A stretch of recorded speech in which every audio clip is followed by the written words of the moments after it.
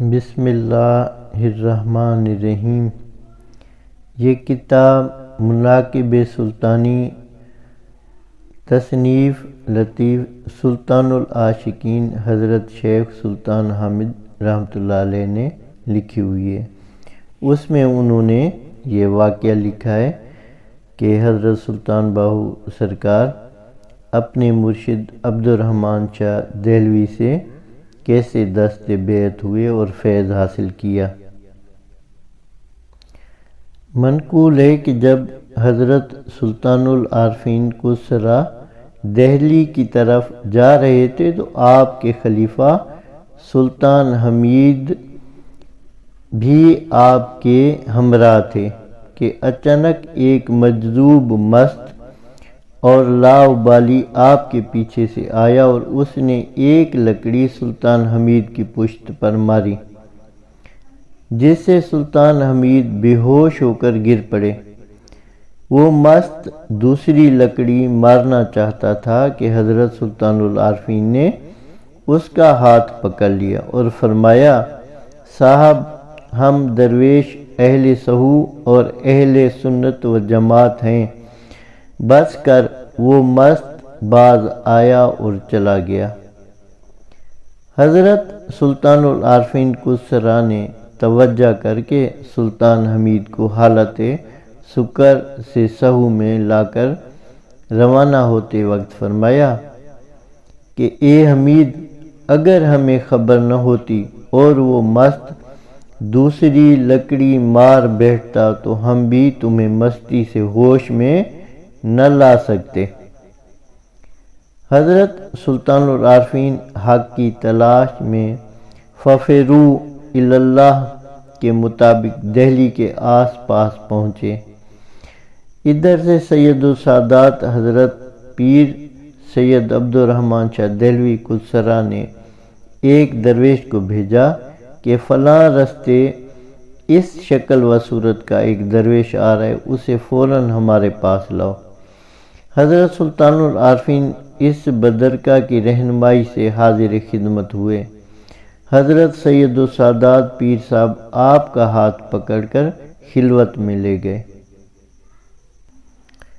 اے لکائے تو جواب ہر سوال، مشکل از تو حل شد بے کیل و کال۔ اے کہ تیرا دیدار ہر سوال کا جواب ہے، تجھ سے بغیر کسی کیل و کال کے مشکل حل ہوتی ہے۔ پس آپ نے مرشد کامل سے اپنا ازلی نصیبہ ایک قدم میں ایک ہی دم میں پا لیا، جو چاہتے تھے مل گیا۔ اسی وقت آپ کو رخصت کیا گیا۔ وہ جمعے کا دن تھا۔ آپ الستی فیض سے مستفیض، نعمت سے پر اور خیر رسانی کے جذبات سے لبریز تھے۔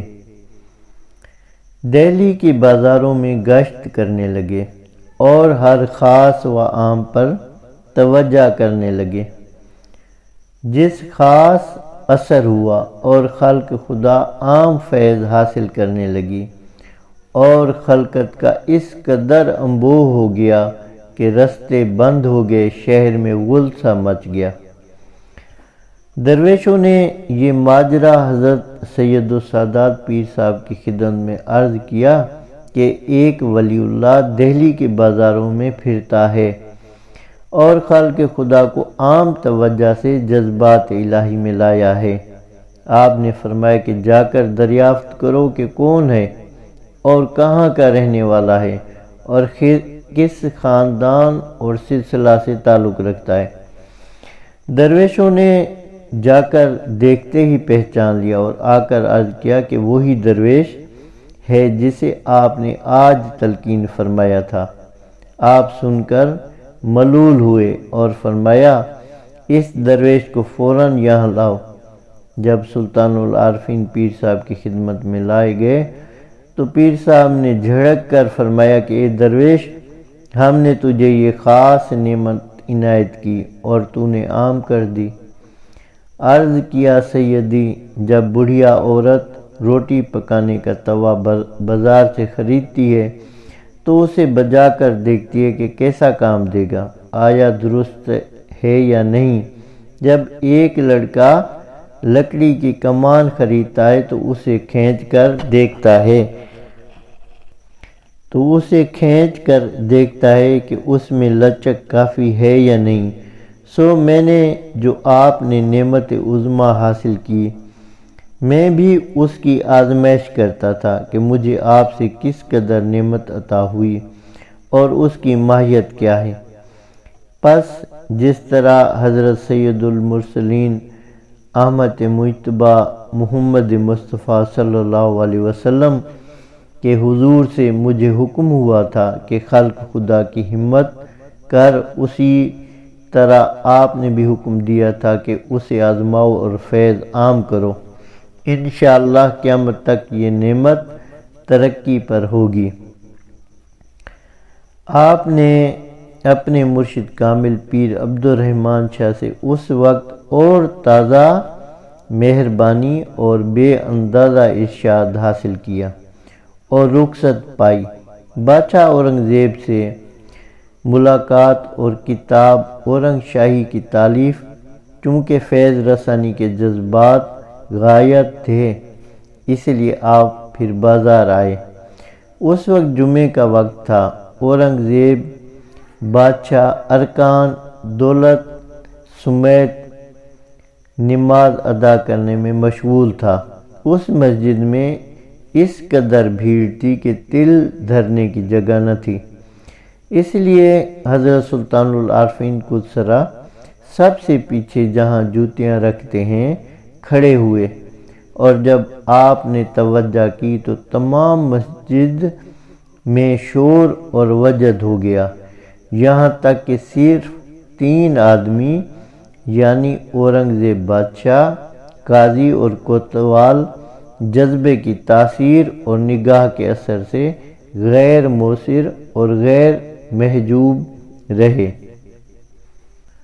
انہوں نے دست بستہ آ کر عرض کیا کہ ولی اللہ، مرد خدا، ہمارا کیا گناہ اور ہماری کیا تقصیر کہ ہمیں اس نعمت سے محروم رکھا اور توجہ نہ دی؟ آپ نے فرمایا کہ ہم نے تو توجہ یکساں کی تھی، تم پر اس واسطے اثر نہیں ہوا کہ تمہارے دل سخت تھے۔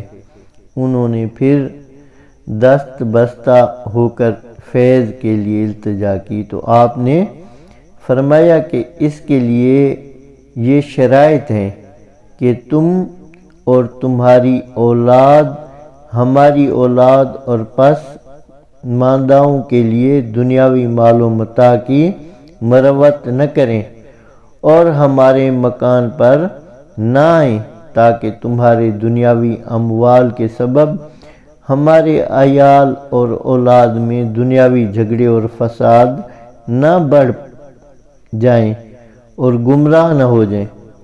آپ نے اورنگزیب سے یہ اقرار لے کر ان پر توجہ کی اور خاص فیض تک پہنچایا، اور بعد ازاں وہاں سے چلنے کا ارادہ کیا۔ اورنگزیب نے آپ سے یادگار کے لیے التجا کی تو آپ نے وہیں کھڑے کھڑے کتاب اورنگ شاہی تالیف فرمائی، جسے شاہی محرروں نے اسی وقت لکھ لیا اور اس ارشاد نامے کو بطور یادگار رکھا۔ آپ اسی وقت لوٹ آئے۔ اسی اثنا میں ایک دفعہ آپ شاہراہ پر لیٹے ہوئے تھے کہ اتنے میں ہندوؤں سنیاسیوں کا ایک گروہ وہاں سے گزرا۔ آپ بدستور لیٹے رہے۔ ان میں سے ایک نے بطور حقارت آپ کو پاؤں کی ٹھوکر سے اٹھا کر کہا کہ ہمیں رستہ بتاؤ۔ آپ نے اٹھتے ہی فرمایا لا الہ الا اللہ محمد رسول اللہ۔